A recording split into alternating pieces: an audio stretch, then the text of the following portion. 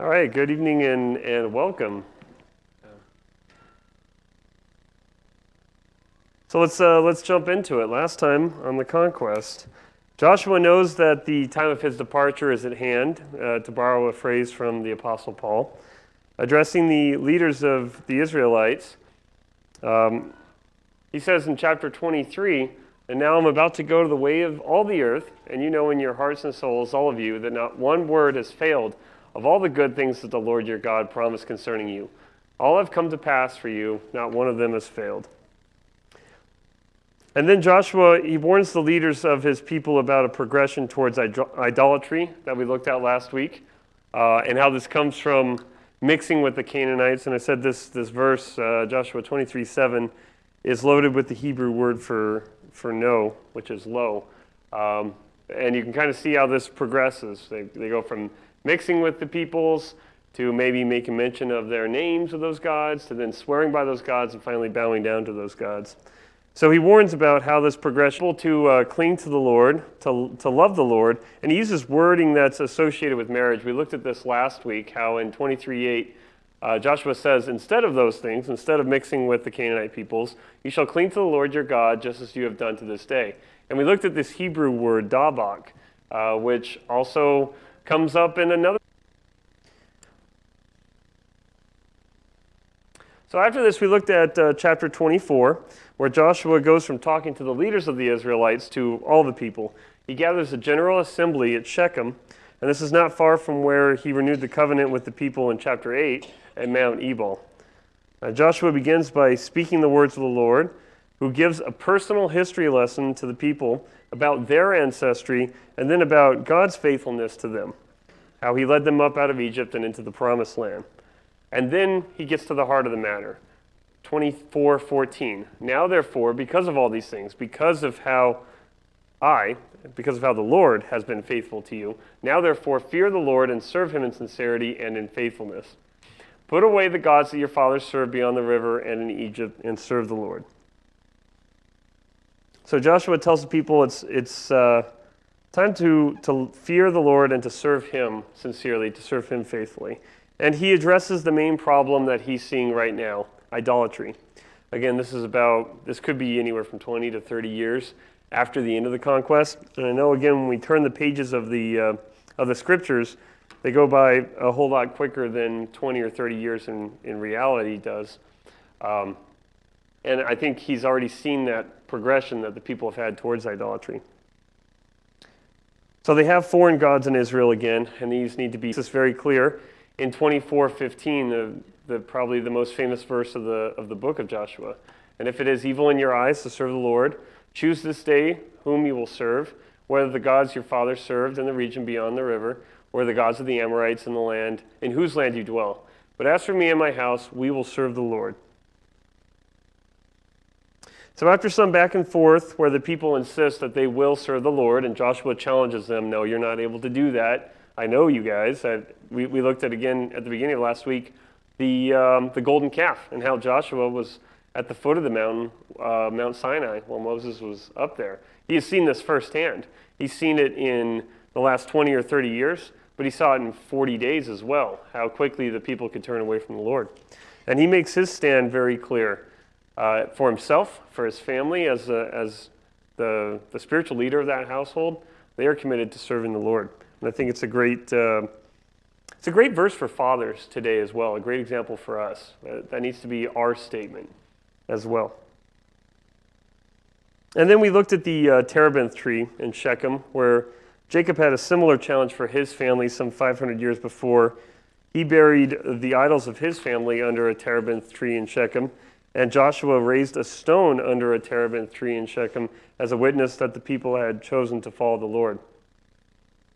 And after this, Joshua died. He was buried in his inheritance at Timnath-Serah. And we considered what Joshua's epitaph might be. Choose this day, Bill said, very appropriately. Absolutely. And we also considered faithful for life. We talked about how Joshua was faithfully following God's instruction and how he led his people through the conquest of Canaan. And he wasn't perfect, but he was faithful. Again, I think that's a great encouragement for us. So tonight, as we're wrapping up this quarter, this study on the Conquest, mission unaccomplished, unfortunately. We'll wrap up the book and get into the beginning of the book of Judges. So one other thought I wanted to get to and ran out of time last week, maybe another appropriate epitaph for Joshua would be God saves, or the Lord is salvation. Why would that be? Turn on over to Numbers chapter 13. I suspect some of you know. Numbers chapter 13.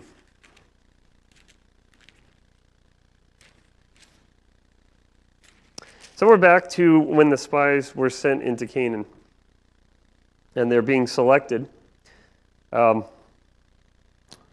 Verse 8, from the tribe of Ephraim, Hoshea, the son of Nun. And then verse 16. These were the names of the men whom Moses sent to spy out the land. And Moses called Hoshea, the son of Nun, Joshua. So God saves. It's his name. It's a name that was given to him, not by his parents, but to Moses.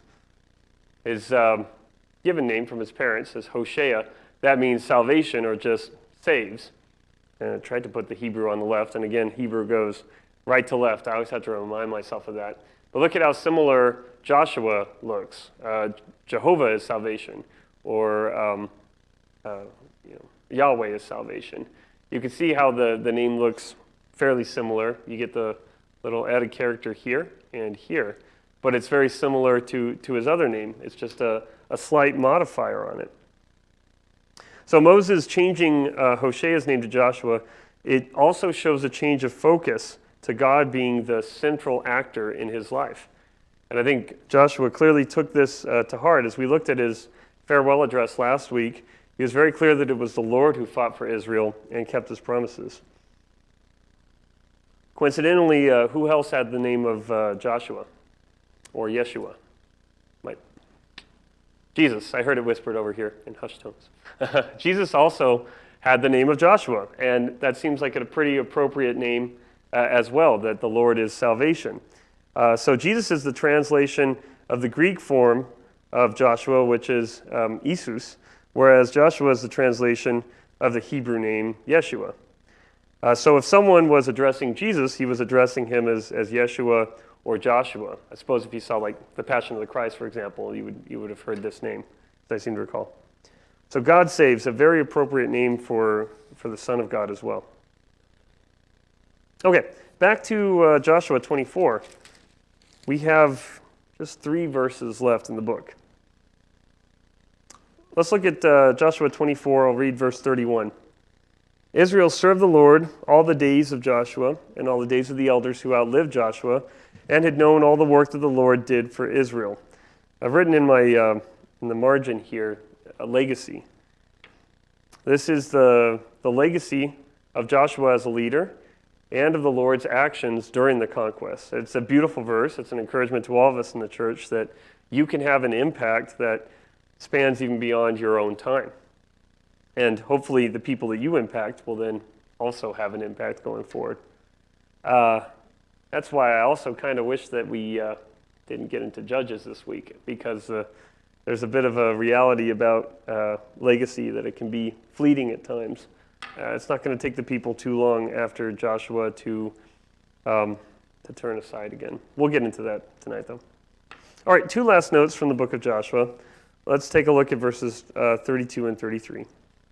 As for the bones of Joseph, which the people of Israel brought up from Egypt, they buried them at Shechem in the piece of land that Jacob bought from the sons of Hamor, the father of Shechem, for 100 pieces of money.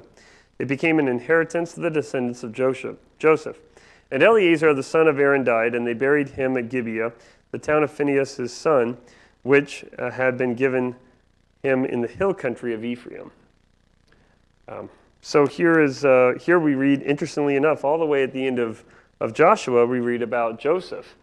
Now, I was so hesitant to get into Judges, I almost jokingly said, well, let's flash back and do the whole story of Joseph, but we're not going to do that. But we will take a look at the end of Genesis, because I think it is worth seeing Joseph's.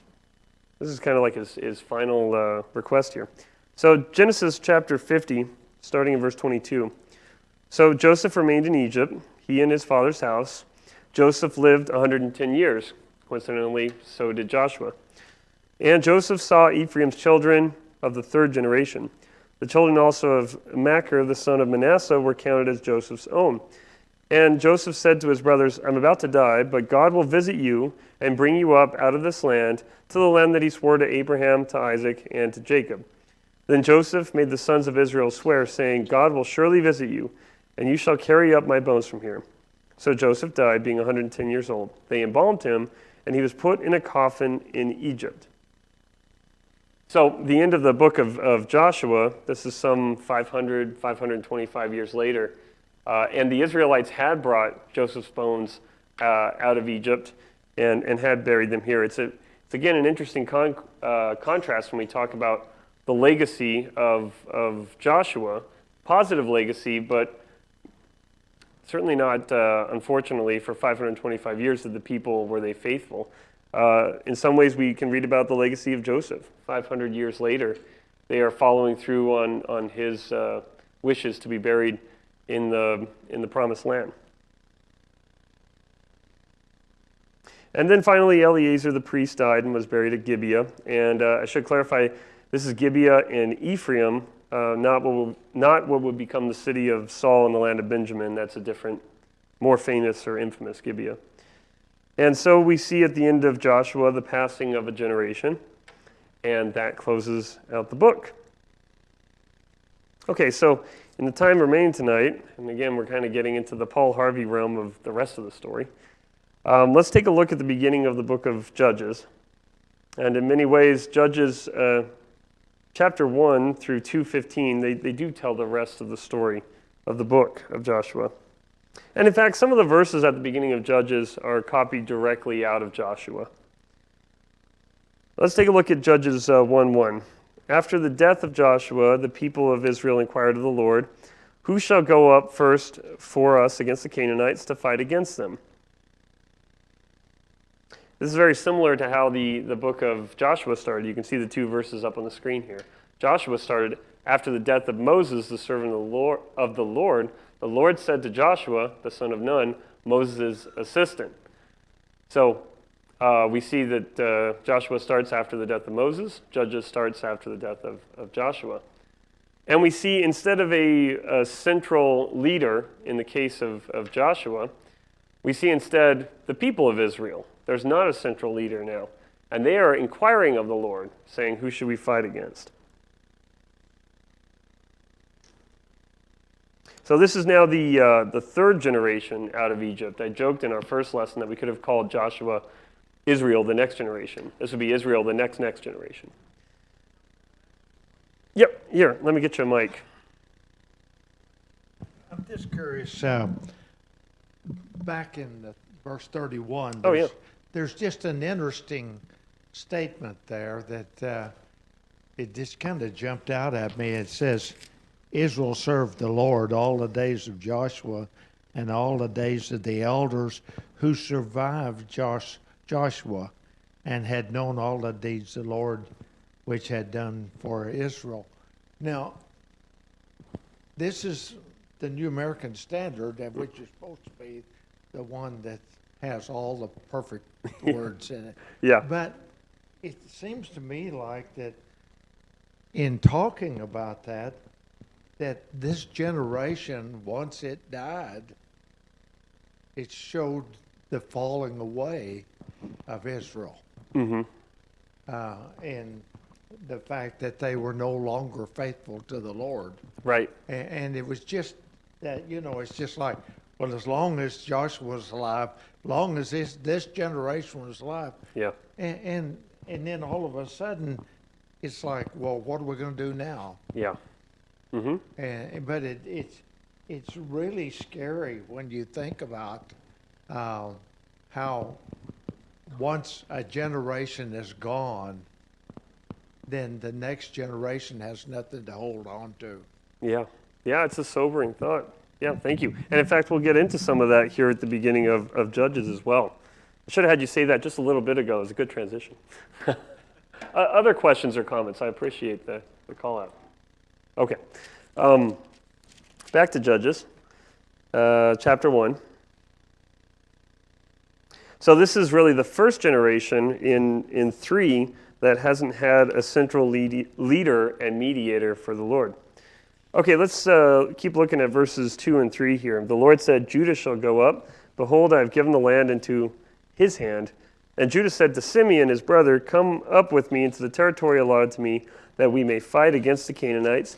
And I likewise will go with you into the territory allotted to you. So the Lord directs Judah to continue the conquest, and they recruit the Simeonites to fight with them. Why would they do that? Well, that's because Simeon was dispersed in their territory. Get onto I meant to show this as well. Here's kind of a map of the setting right now of what this looks like. There are still, so the conquest has been completed, but there are still lands that are held by the Canaanites. In particular, you can see the coastal plains as well. So I'll summarize the next several verses where Judah goes and defeats, Judah and Simeon go and defeat Adonai-Bezek. They defeated 10,000 people at 10,000 at Bezek. What's interesting about this particular foe, he has kind of been a consistent opposing force to the conquest. He gathered the 4 other kings in Joshua 10 to go after the Gibeonites, and the Jebusites gathered with him and with Hazor against the Israelites in chapter 11. And it is interesting as well. Adonai-Bezek says in verse 7, as I have done, so God has repaid me, which is also interesting. And even his name is kind of interesting, Adonai. It's a word used for God, but in this case, it could just mean the Lord of Bezek, like the ruler of it. Okay, in verse 8 it says, and the men of Judah fought against Jerusalem and captured it and struck it with the edge of the sword and set the city on fire.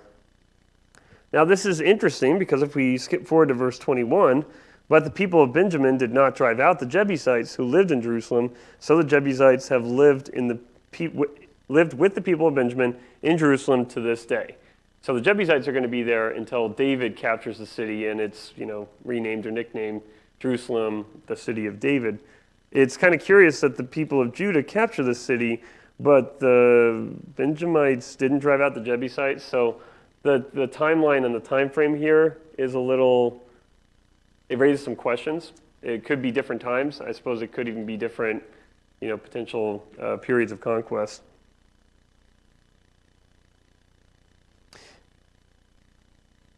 And then a couple of extra verses in 9 and 10 about the continuing conquest into the hill country, the Negev.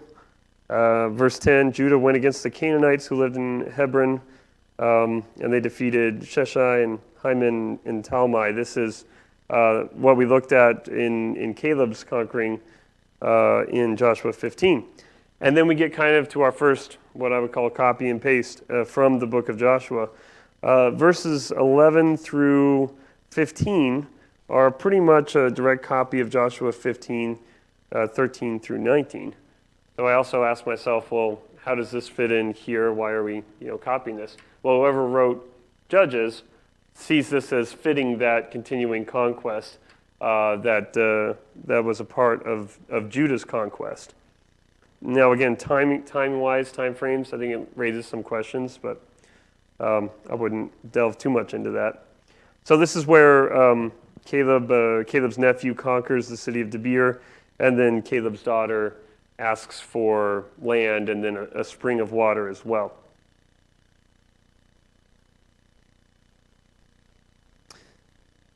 So verses 16 through 18 detail additional successes that Judah had.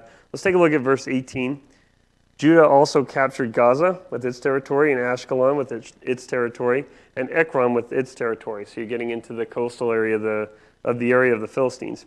Verse 19, and the Lord was with Judah, and he took possession of the hill country, but he could not drive out the inhabitants of the plain because they had chariots of iron. So God is with Judah. It's interesting that the author here blames chariots of iron for the inability of Judah to drive out the Canaanites in the plains. And again, I assume this is the Philistines. They're the ones that have this technological advantage at this time. So I understand that iron's like a better technology, but why would that stop Judah if the Lord was on their side? And perhaps this is still a test. As we're going to see later on in chapter 2 and in chapter 3, God is still testing the people to see if they will follow them and also if they will follow through on the conquest. So verses 22 through 26 detail the house of Joseph, which I believe is Ephraim, details here how they captured Bethel in central Canaan. And so there were some successes after the death of Joshua. These are mainly by Judah and Ephraim. And sadly, unfortunately, the rest of chapter 1 is a list of failures to complete the conquest. We see, if we just kind of scan these verses here, Manasseh fails to drive out the peoples from the plain of Jezreel. We see Megiddo mentioned as an example. It does say in verse 28 that they did put some of the Canaanites to forced labor when they were strong, when they had an advantage, but they didn't drive them out. Then Ephraim in verse 29 failed to drive out the Canaanites in Gezer. Zebulun failed to complete the conquest of their territory. Asher did not get into the northern area. They didn't capture Sidon amongst other cities, but that one kind of stands out, Tyre and Sidon. Naphtali didn't complete the conquest, verse 33. And then verse 34, the Danites get pushed out by the Amorites. And we kind of looked at that when we looked at the odd story of the Danites. So in all, we have 6 tribes mentioned in verses 27 through 36. So what are we seeing in chapter 1? So following up on the conquest, we see instead of a central leader, instead of a combined army, the conquest continued, but it continued with the individual tribes. The people are inquiring the Lord addresses the tribe of Judah in particular. So there's not a central leader, there's not a combined army anymore. Then we see that Judah, with Simeon's help, and Ephraim, they had some success in continuing the conquest, but the other tribes west of the Jordan in particular struggled to complete the conquest. And we see that Issachar kind of flies under the radar in this chapter. They're not mentioned at all. So I guess they escaped on that one. All right, let's take a look at Judges chapter 2. Let's read verses 1 through 5. Now the angel of the Lord went up from Gilgal to Bochim. And he said, I brought you up from Egypt and brought you into the land that I swore to give to your fathers. I said, I will never break my covenant with you, and you shall make no covenant with the inhabitants of this land. You shall break down their altars, but you have not obeyed my voice. What is this you have done? So now I say, I will not drive them out before you, but they shall become thorns in your sides, and their gods shall be a snare to you. As soon as the angel of the Lord spoke these words to all the people of Israel, the people lifted up their voices and wept, and they called the name of that place Bochim, which means weepers. And they sacrificed there to the Lord.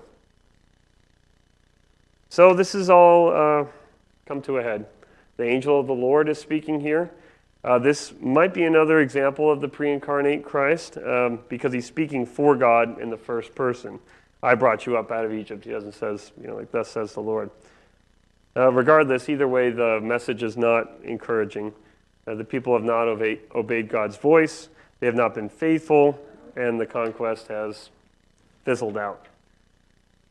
These remaining people, they're going to be a problem for the Israelites, both the people themselves, but more importantly, their gods are going to be a snare. And so the people respond to this. They're sad. They're mourning about it. They sacrifice to the Lord. But again, it's too late. We've seen this pattern as well. Joshua warned the people that they weren't able to serve the Lord faithfully, and sadly, that prediction has already come true a couple years after his passing.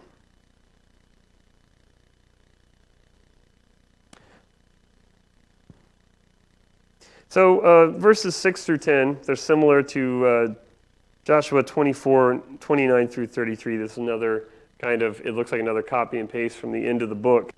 And you can see this because verse 6 says, when Joshua dismissed the people of Israel went each to his inheritance to take possession of the land. Well, he dismissed the people at Shechem. Obviously, he didn't, dismiss them at Bochim.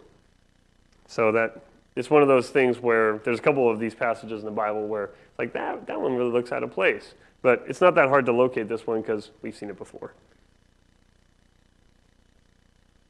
Let's take a look at verse 10, and this gets back to what Bill was saying. We'll put it up on the screen as well. And all that generation also were gathered to their fathers. And there arose another generation after them who did not know the Lord or the work that he had done for Israel.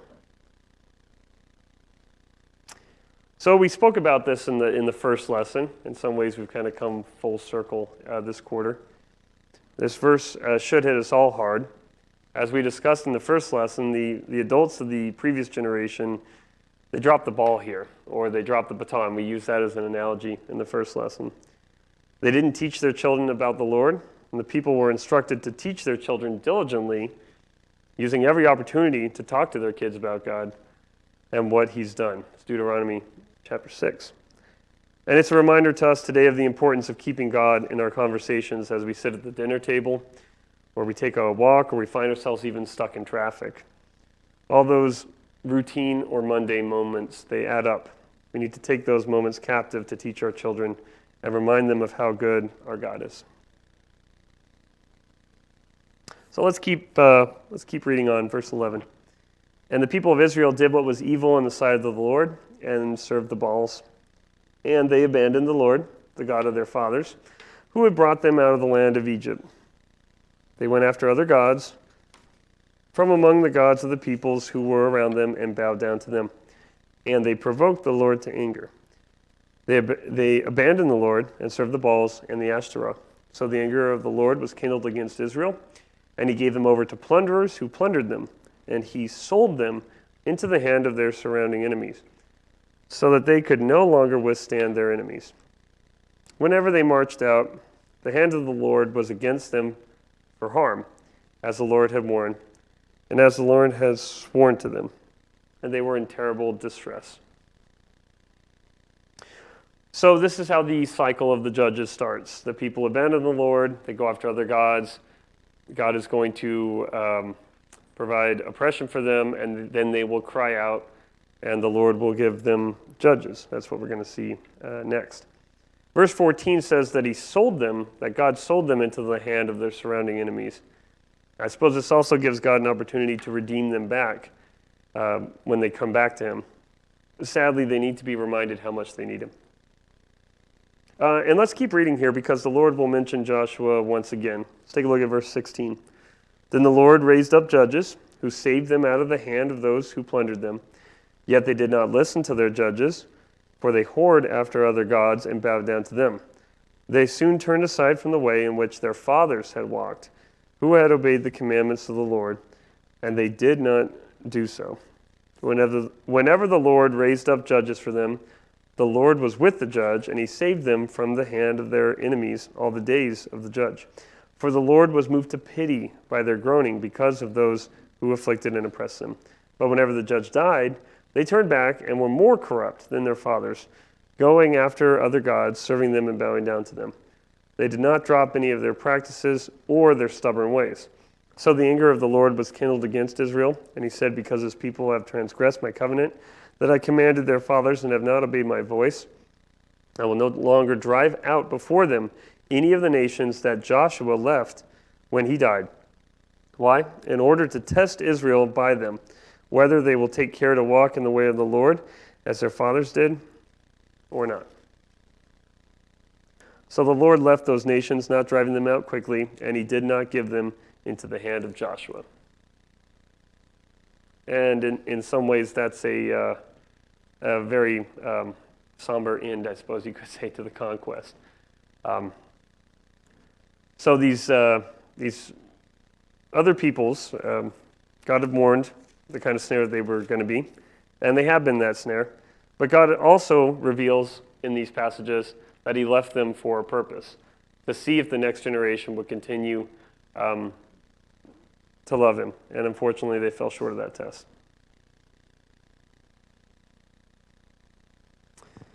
Yeah, Edward. We run you the mic. This kind of reminds me of a life cycle. Mm-hmm. from generation to generation, they come back to the Lord and then they fall away.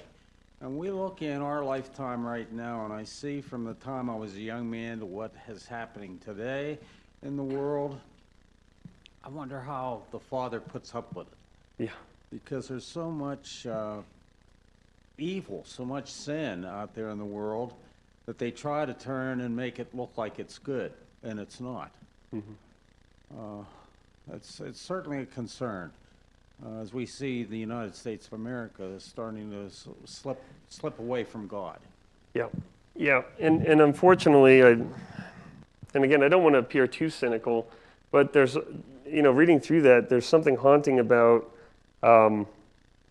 verse 19. They turned back and were more corrupt than their fathers, and we talk about the cycle of the judges, but it's almost like a downward spiral, right? Like a continual progression. Even when they come back, they're at a lower spot, or they end up at a lower spot. Yep. Clint, Dave's coming. You know what? That's the thing that's weird about this, though, is that there doesn't seem to be repentance. Yep. It doesn't seem like the people do come back. It's God feels bad for them. It's God's pity who sends a judge who seems like it seems like these verses are kind of an encapsulation of what's going to happen throughout the rest of the book. Yep. That the judge is a good person or is somebody that's acceptable before God. So God saves the people on that person's behalf, and when that person dies, the people stay just like they were. Yeah. I mean, this whole book is just a picture of God's grace that these people don't deserve any of the saving that God gives them. Yep. Because you don't see any sort of repentance. Because it just says that, while the judge is over them, they kind of hang in there for a little bit, and then as soon as he dies, they're worse than they were. Yeah.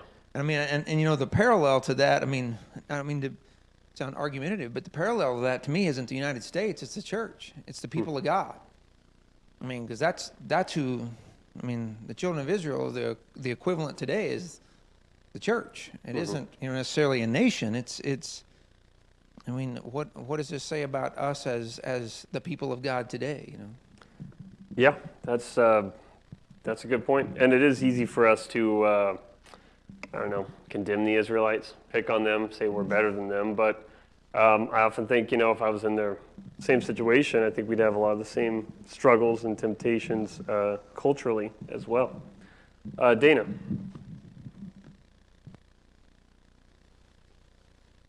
Did you have something to Art? Okay, Dana, then Art. Just in looking at the end when Joshua's talking with the people in chapter 24 again, 23 and 24, I think, might have given us an inkling of what's going to be going on with these people. Because Joshua says, "Now then," said Joshua, "throw away the foreign gods that are among you and yield your hearts to the Lord, the God of Israel." And the people said to Joshua, "We will serve the Lord, the God, and obey him." They don't say, "Okay, yeah, we're going to throw away our gods." There's something missing point there, and it might be foreboding as to what's about to come down the line. Yeah, that's a good point. And Art. Thanks, Dave. I was just going to say the people do turn back to God each time, because there's always not always, but oftentimes before each judge is introduced, there's a phrase that says, where did it go? But when the sons of Israel cried to the Lord raised up a deliverer for them. So they do turn, and it kind of condenses it down to a single verse. But the people, because of their sins, God persecutes them. They turn back to the Lord, they cry to the Lord, and then God sends them a deliverer and a judge. And while the judge is still alive, they seem to stay faithful to God. But then when the judge passes on, then they go back into the same thing again, even worse. So. Right, but I do have to wonder if it's also similar to what you see even during the good kings of Israel, that maybe there is, a crying out, maybe there is, a plea for help, but they still haven't, purged the idolatry there. You think about even the good kings of Judah, they struggled to get rid of the high places. Nevertheless, the high places remain. So, I see what you're saying, but it does seem like it's only a partial turning back. Well, in chapter 1, verse 19, about the iron Yeah. chariots being a reason why they couldn't defeat the people, it's almost like the same reason when Joshua and Caleb and the spies went into the land, they couldn't defeat the people because they didn't believe they could defeat the people. When they saw these iron chariots, they didn't believe they could defeat them. But you get over to chapter 4, and Deborah's a judge. Sisera has 900 iron chariots.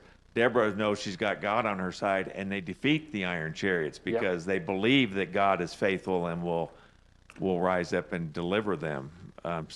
Great in point. chapter 1, I think it's not so much that God wouldn't deliver them from the iron chariots as it is the people didn't believe. Right. Yeah, absolutely. Great point. Yep.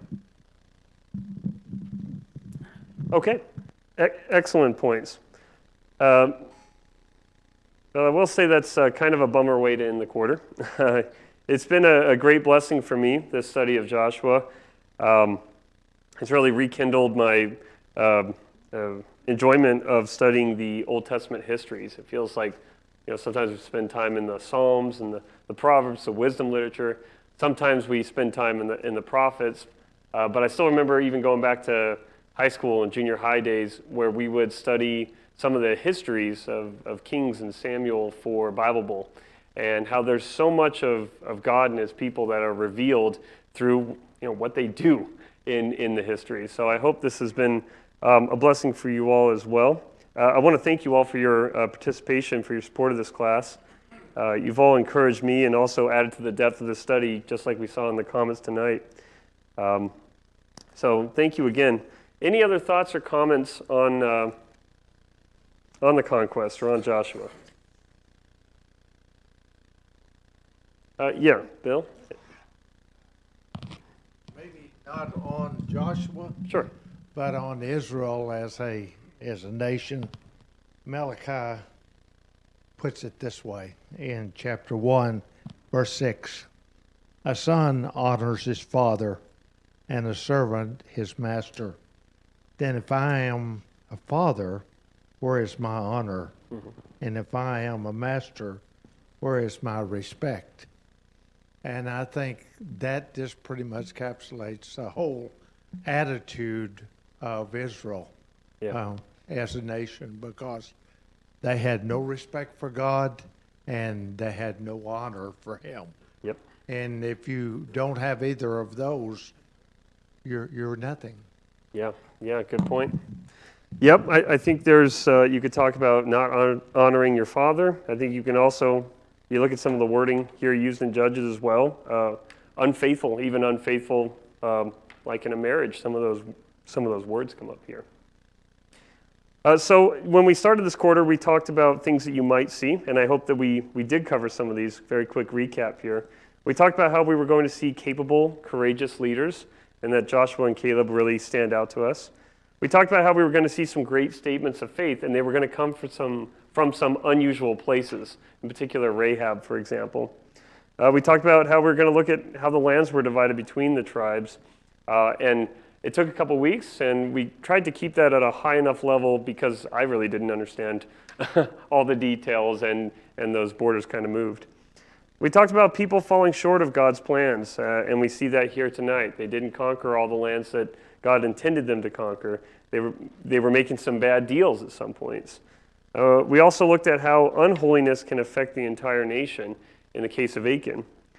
We covered some offensive material in that we were really looking at and grappling with the idea of the morality of the conquest and God's grace through it.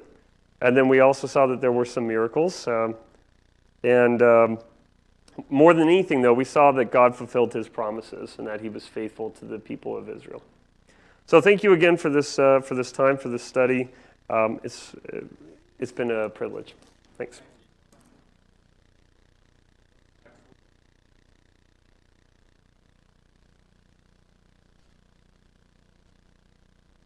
On the Conquest, we'll actually do the Chosen. So come back next week.